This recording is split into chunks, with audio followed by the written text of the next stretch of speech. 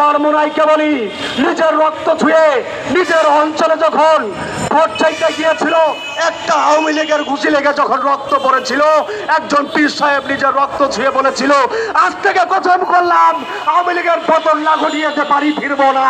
অথচ পরের দিন শেখ হাসিনা আম্বাজানের পায়ে ছুঁয়ে সালাম করেছিল। সেই চরমোনাই যদি শেখ হাসিনার পক্ষপাতিত্ব করে আজকে বিএনপির বিরুদ্ধে কথা বলে, যে জামাত সেই 28 অক্টোবরে যদি বিএনপির সাথে আঘাত না করতো, জামাতের ছাত্র শিবিরদেরকে যদি আওয়ামী লীগের বিভিন্ন পদ পজিশনে বসিয়ে ওদের কাছ থেকে রস চুচে চুচে না খেত, কত 23 অক্টোবরে আওয়ামী লীগ পতন ঘটত। আওয়ামী লীগ এবং চরমোনাই এই সকল অশুভ শক্তির কারণে গত 1.5 বছর যাবৎ 23 অক্টোবর থেকে 24 জুলাই পর্যন্ত শেখ হাসিনা দেশে খুন করেছে, গুম করেছে, বাংলাদেশের জনগণ দেখেছে।